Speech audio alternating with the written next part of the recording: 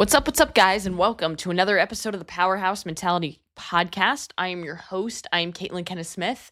And on today's episode of the podcast, there are a few things that I want to kind of talk about. And these are things that have been swirling around in my head, really, for the last couple days. And I've been trying to figure out how I wanted to put it into words and get it out to the listeners of the podcast, because you have no idea how grateful I am that people actually listen to me. That's kind of cool.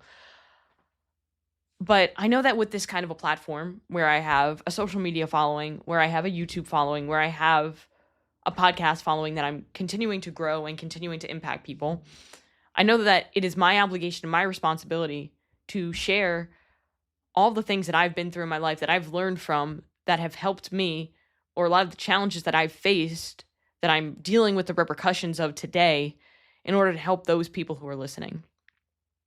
That's how I feel. And I'm so fucking grateful to have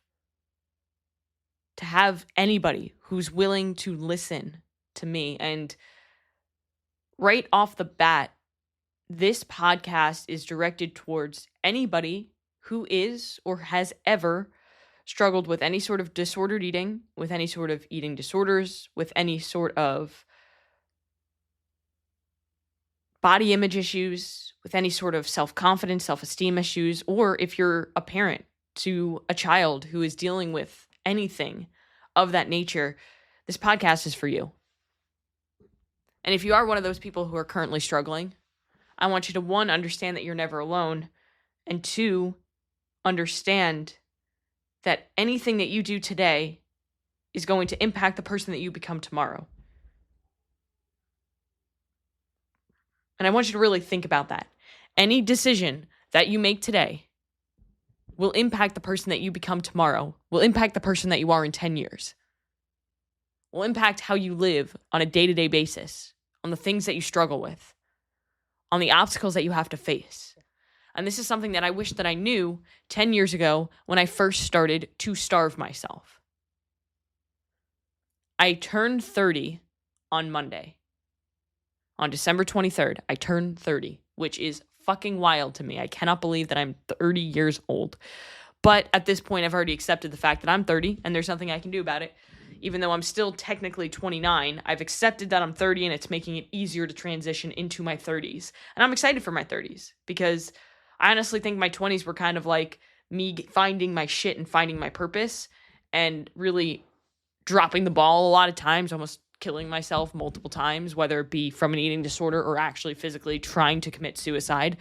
And I've had so many low moments, but also so many incredible high moments that I'm so excited for my 30s, because I think this is really going to be a turning point to where everything that I've been working towards is going to begin to pay off even more. But 10 years ago, when I was 20, or when I was 19, when I was turning 20, I was in a completely different spot mentally, where I hated myself. I hated my life. I was a freshman in college, and I couldn't even look at myself in the mirror. I started at that point purposely starving myself because I thought that my worth was determined by the look in the mirror and the number on the scale. And my entire life was an obsession with that number on the scale, and getting that number on the scale to get as low as I possibly could get it, and to have the person that I was looking back at in the mirror get as small as possible. I wanted to take up as little space as possible, because at that point in my life, I literally felt worthless. I felt like I was a burden to everybody. That is the reason why my parents got separated. That is the reason why my dad started his drug addiction. That is the reason why all of these bad things happened, is because I'm a burden to everybody in my family.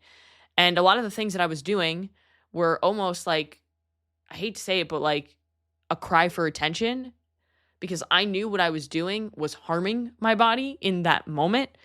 But what I didn't realize was the long-term harm that it could cause me if I was able to make it out of that scenario. Because to be quite honest with you guys, when I was 20, 21, 22, when I was really, really sick, I did not think I'd even make it to 23.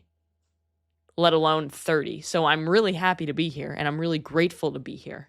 And in fact, yesterday, when I was working out, when I was training, I've been dealing with a lot of pain in my back, in my hips, in my pelvis. And I'll get into that a little bit later in the episode because this kind of all connects. But the other day I was just doing squats, 10 by 10 squats every 90 seconds. It was horrendous. It hurt physically and mentally. Not in a bad way, right? It hurt like in the way that it's supposed to hurt. And after I finished it, I just thought to myself, as much as that was challenging and painful, I am so fucking grateful that I'm able to do this and able to live the life that I'm living. Like, we just set up an ice bath in our garage, and we used a company called the Pod Company, and I'll be documenting that journey on YouTube. So if you don't already follow the YouTube channel, please go down below in the show notes and follow the YouTube journey, because I'm documenting the journey of building the business of the Powerhouse Mentality, living the life of Caitlin and Stone, and becoming a professional athlete. But we got that, and that was another moment where I was in that ice bath, and as horrible as it felt, I got out of it, and I was like, I'm so fucking blessed to be able to do the things that I do every single day, to run my own business, to have tons of clients who I get to help on a daily basis and people that I can impact, but also to be able to train the way that I can train, not just physically, but mentally, and have the time to do it and be able to make the time to do it. And have a husband who's so supportive of me, who allows me to be able to do these things. And it really brought me back to when I was really sick with my eating disorder, when I wasn't grateful for anything. I was always just complaining about why me? Why do I always get the short end of the stick? Why do I have to exist? Why am I so depressed all the time? Why am I so anxious all the time? Why can't I just be happy? And that was really what I was thinking about. And as I go back to that mindset, I think, I just wasn't grateful for the things that I did have, like a fucking roof over my head, like a mother who never left me, even though like she should have a lot of times, because of how much of a lost cause I thought that I was, how I was able to continue to graduate from college, even though, God help me, I did not think I would be able to get through that senior year because of how sick I was. And there are a lot of things to be grateful for, like just the fact that I could afford food, right? And I was taking advantage of that by not eating the food or throwing it out, or just doing things that I look back on and I think are so silly in the grand scheme of things. But I was just so sick physically and mentally that nothing else mattered other than the weight on the scale. And I was doing everything possible, regardless of how painful it was and how much damage I was causing my body, to get that number as low as possible. And I did. I succeeded. I got it down to 89 pounds at 5'6". But when I got there, I wasn't like, oh yes, I'm here. This is where it stops. It was like, can I get it under 80? And then it was like, I don't think I can, because I don't think I can physically get there because of how painful it is to be here. But then I had that moment where I was like, I either want this pain to end or I need to fix this shit. And again, when I was going through all of this, I didn't realize how much damage I was causing my body that would impact me now. So today, I am 29 years old, about to turn 30. I struggled with an eating disorder for 10 years on and off, where it was extremely severe for at least 3 years. And some of the things that I deal with today that are getting better, some of the things, however, a lot of the things are not. I've had digestive issues that are horrendous. They are so much better than they've ever been because I'm actually taking care of my gut, taking probiotics, digestive enzymes, taking peptides like BPC 157 that have been life-changing for me. I've been really focusing on my recovery, on my nutrient density of my food, and fueling my body enough. But I still do have bad days.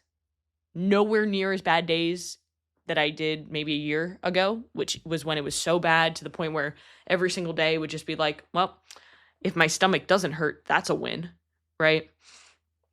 My digestive issues were so terrible for the majority of my life that I just accepted that that's how it's going to be now after my eating disorder.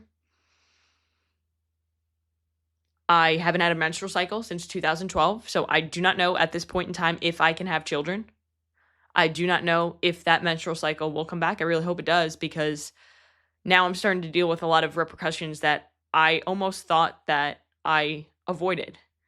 But one of the biggest things that people don't realize when it comes to a menstrual cycle is those hormones help with bone density.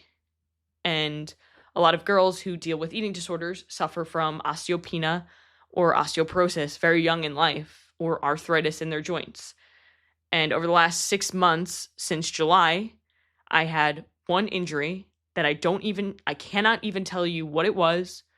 When I went to a PT, they said my tailbone was moving around, my pelvis is misaligned, all these things. But I've never, ever had an injury like this. And it's been 6 months of, oh, it's better. Oh, it's worse. Oh, it's better. Oh my God, I can't even move. To, oh shit, now my disc is herniated. To, I've never, ever in my entire life dealt with this, to the point where this week I was having a conversation with one of my good friends, and I was like, I've never just felt so fragile in my whole life. Like, I'm petrified some days to go out and work out, because I'm fighting for this dream and I'm pushing my body hard. I'm focusing on recovery. I'm fueling my body. I'm sleeping. I'm doing all of the things. And my body just keeps fucking fighting me back. And like I said, I'll be good for a week. I'll be good for 2, 3, 4 weeks. And I'll be like, this is behind me. I finally overcome this. And that's exactly where my mindset was when Stone and I competed 2 weeks ago. I said in my head, I feel fucking great. This is past me. I've overcome this. And now the last week, I've been in agonizing pain every day. I'm so uncomfortable, and I don't want to talk to you about this to be like, oh, that sucks for her. Like, I feel sorry for her. I don't want you to feel sorry for me. But what I want you to understand is that this is the reality of the damage that I did to my body. Because over and over and over again, my PTs, both of them, continue to tell me it's from stress. It's probably because you haven't had a menstrual cycle in 12 years. It's probably because of the damage that you did to your body, to your joints. It's just catching up. And for a lot of my life, I thought that it would never catch up to me. I would be fine. But here we are.